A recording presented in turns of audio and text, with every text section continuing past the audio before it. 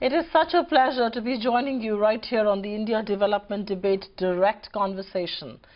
Mending the economy is proving to be a tough job for the Prime Minister Modi. He chaired a high-power meeting to take stock of the economy on Friday. The government announced a 5-point plan to arrest the rupee slide and also rein in the current account deficit. Will these measures work? Who better than former Finance Minister Yashwant Sinha, who is joining us right here on the show this evening to answer some of those questions. Thank you very much, Mr. Sinha. And this is, of course, a macro debate, so we will stick to everything macro. The government has announced a slew of measures. Are you satisfied with what has been announced, given this meeting was chaired by none other than the Prime Minister himself, or are you a tad bit disappointed? Well, you know, one was quite hopeful when one learned that the Prime Minister is going to meet with the Finance Minister and the officials of the Finance Ministry. And the meeting lasted 2 days. They had more than one session. And quite naturally, everyone expected that the government will come out with something very, very important, pertinent to the situation which is prevailing today. But frankly, I have no hesitation in saying that what came out of these meetings was disappointing. And the markets have also responded, both the exchange market and the stock markets have responded without enthusiasm, let's say, to the steps that have been announced. So clearly the steps were not sufficient to meet the situation which has arisen. Okay, but sir, the level of the rupee, you know as the former finance minister, is not a function of just domestic factors. It's a function of global factors. Just like the widening current account deficit is, the dollar is strengthening. There is an emerging market contagion that our markets have to deal with it as well. What is it that the government can realistically do to stem the slide in the rupee? I mean, what are the options? And the reality is, aren't those options restricted, sir? Supriya, you and I had spoken some time ago about the value of the rupee. You remember that? Yes, sir. And I had said that the government or the RBI should not try and fight the market. The global experience will show that there is no point in any authority fighting the market. So what is it that the RBI or the government could do in the given situation? It is none of the responsibility of the RBI or the government to ensure the par value of the rupee vis-a-vis the dollar, right? This has been the established policy for decades. What the government should do, the RBI should do, is to ensure that there is no undue volatility in the market, that the exchange market, like the stock market, is not taken over by speculators. If there is speculation in the market, we have enough foreign exchange reserves to kill speculation by intervention. And there are various ways which have been tried successfully in the past about how the RBI could intervene in the market and cool down the market. But it appears from today's experience, or last few days' experience, I would say, that RBI has clearly intervened and perhaps intervened heavily. We do not know how much dollars they have committed to bring the rupee below 72 rupees to a dollar. But today, again, there has been a run on the rupee and the dollar. Vis-a-vis the dollar, the rupee has depreciated. So don't fight the market, just cool down the market. Let the rupee find its own level. I am not one of those, and there are many in the government who are guilty of that sin. I am not one of those who believes that the value of the rupee is linked to national honor. The rupee is being traded against other currencies in the market. And how can you then say that it's a question of national honor? It is not. So just keep your head cool.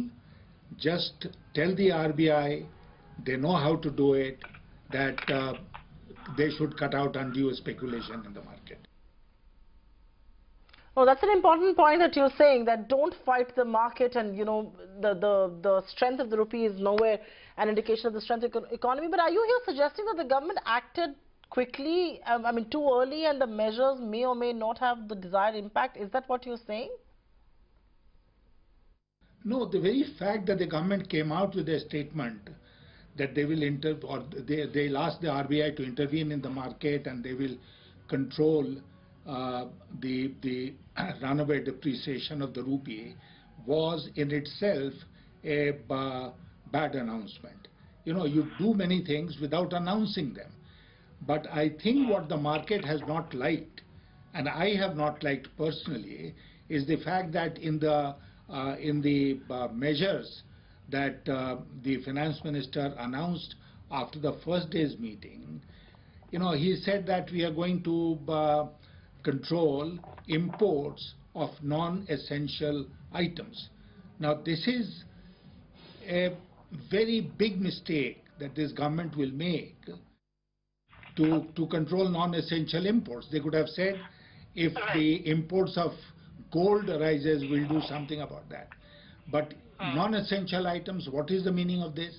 Even in the worst days of the 91 crisis, we did not say we are going to impose restrictions on imports. I mean, you do many things without making announcements about them. Okay, but you know, so to be the devil's advocate, and allow me to be one right now, I'm not a big fan of import restrictions either, but you know, import restrictions of non-essential items are being talked about at a time when trade deficit is at $80.4 billion. There is a huge surge in import of electronic items that are totally non-essential for, you know, given the trade data that's now emanating. The US says America first. Aren't some restrictions warranted? I mean, we can't live in denial on that count, can we? I'm just being the devil's advocate, really. Let me say that, as I said earlier, you do many things without necessarily announcing them, number one. Number two, when President Trump started playing around with trade policy, the US trade policy, we said loudly from housetops that we were all for free trade, and we have endorsed the trade minister, G20 trade ministers, demand that WTO should be reformed, and America should not really be allowed to get away by imposing unilateral trade restrictions. So you can't be running with a hare and hunting with a hound. You have to be very clear, and I'm looking at it also in the background of the increase in tariffs, which the finance minister announced in his budget in February, and he himself admitted that it was a departure from decades-old policy that India was liberalizing foreign trade, and here we are imposing those restrictions. So I think what the market is reading is that Government of India is becoming more inward-looking, that we are following President Trump, and like Trump is saying America first, we are saying India first, and therefore will impose restrictions. This will not wash, just as Trump's policy has not gone down well with the people. But Mr. Sinha, given the fact that a blanket ban on some non-essential import items is what you have an objection to and may not be possible, and you know, a blanket ban will mean that we've got FTAs with these countries that begins routed through those countries. If they were to go through, and in all likelihood they will, isn't a hike in minimum import duty or a safeguard duty then perhaps a safer option? It becomes a paper option quite clearly, because you see, the first is you can't impose quantitative restrictions which were abolished on 1st April 2002 or maybe 2001, you know. So that is not permissible under the WTO rules. They'll have to examine what are the tariffs that we are charging now, and are they the ceiling. They can raise the tariffs to WTO prescribed ceilings. That is one option. Then there are some dirty options which every government has. I'm not going into that because I don't want to make those suggestions to the government. So you can, but the moment you know, you announce the list of items and say we are going to do this, the world will get the message that India is becoming restrictive in its trade policy, and that will not be a good sign for the foreign investors. Okay, let's not send out a message that India is becoming restrictive and we will perhaps be doing a lot of doublespeak. There is the word that's coming in from you. But let's turn gear and talk about the measures announced to arrest the rupee. There are many who worry about the implications of reducing the tenor of ECB to 1 year from the earlier 3. A measure that they fear will boost short-term inflows. Are you worried about the medium and the long-term implications of this move at all? Yeah, it is not a sensible option at all. And I myself wanted to come to this point that all the steps which have been, many of the steps which have been announced relate to liberalizing short-term inflows, which are hot money, So, let's go to the fundamentals, Supriya. Is this present crisis a crisis of balance of payments? It is not a crisis of balance of payments because we are sitting on $400 billion of reserves. And a country which has that kind of reserve cannot be put in the category of countries having balance of payments problem. It is not a balance of payments problem. Then what is the problem? The problem is that there is a depreciation of the rupee and a very fast, rapid depreciation of the rupee. That is the problem. Now, it has happened in the past. This is not the first time that we are facing that kind of situation. There are many experts who say the rupee was overvalued, and it's a good thing that it is getting corrected. So, as I said a little while ago, let the market establish the value of the rupee vis-a-vis the dollar. Please ensure through your interventions that there is no speculation. And how do you cut out speculation? It has happened in the past. The RBI informs the major buyers of foreign exchange, the oil companies, for instance, that instead of going to the market with your needs, come to us and we'll give it to you separately, so that pressure does not build on the market. So you remove from the market the major buyers of foreign exchange, and it's a tested and tried device with the RBI, and then the market will cool down, and then allow the market gradually to find its own level. So, Jahangir Aziz was on the channel earlier today in a conversation with us, and he spoke about how India needs a tighter monetary policy and, of course, a hawkish eye on the fisc as well. But are you on board with RBI hiking rates just now? And what impact do you really believe this will have on recovery that is just about beginning to look up, fairly nascent, green shoots visible very, very feebly right now? Actually, if interest rates are raised, and that is the option of monetary policy. Monetary policy has two clear options. One is to raise interest rates, and the second is to squeeze the market by taking out money from the market. Now, both the options are bad options, but if the interest rates have to be raised like they did the last time when they had their quarterly review, then so be it.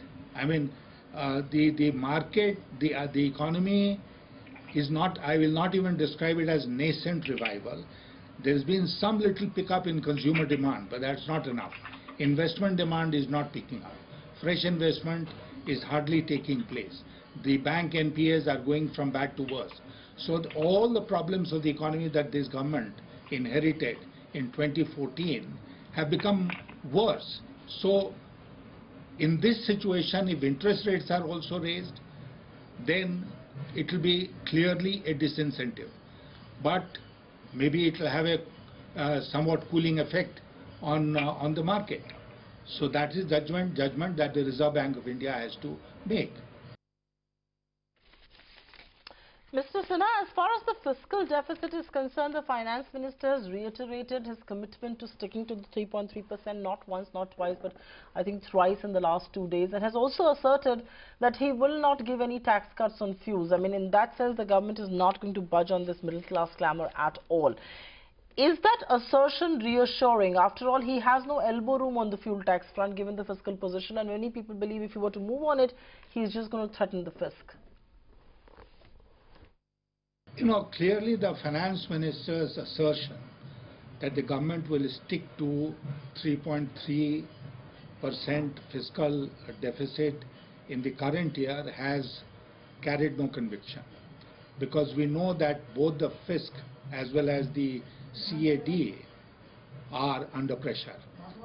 So the market will go by its own judgment.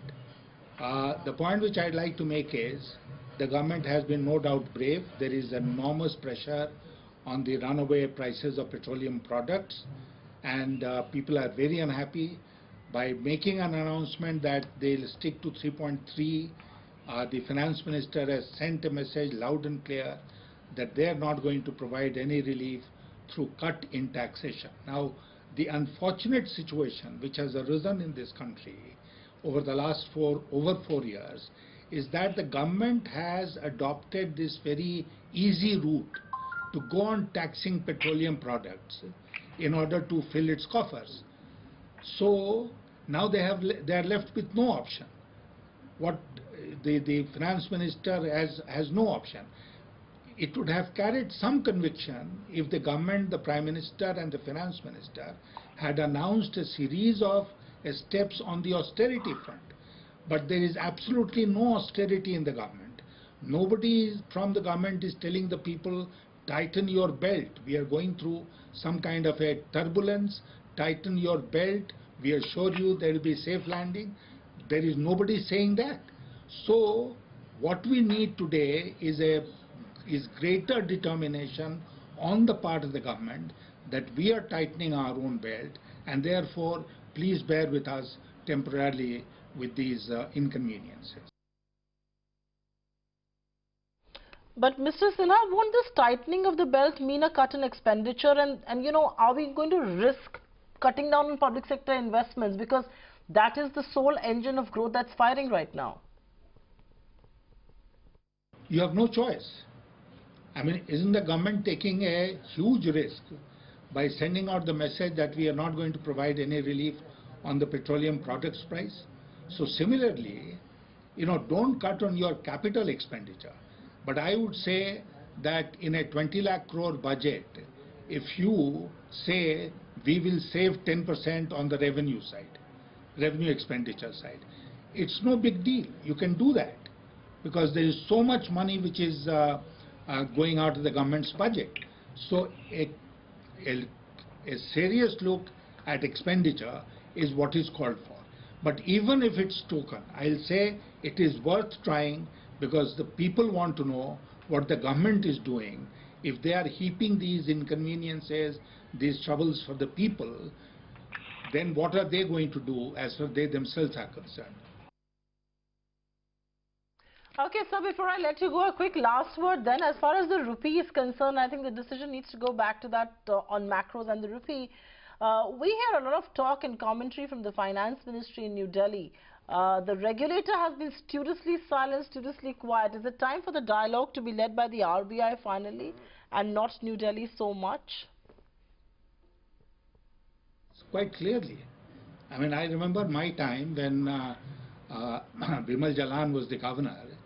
We used to have our discussions in private, and he used to announce the policy. Why should the government announce the policy on what it is going to do on the rupee?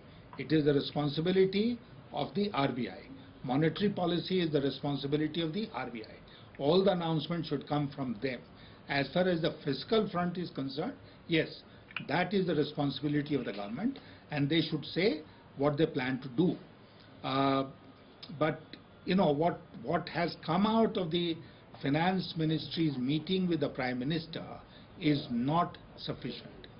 And the behavior of the markets today confirms that nobody is enthused by the step they have taken. And the inflow of short-term funds, we have gotten into serious problems, as you are aware, as a result of increase in short-term debts. So this is also a very, very unwelcome step that the government has announced.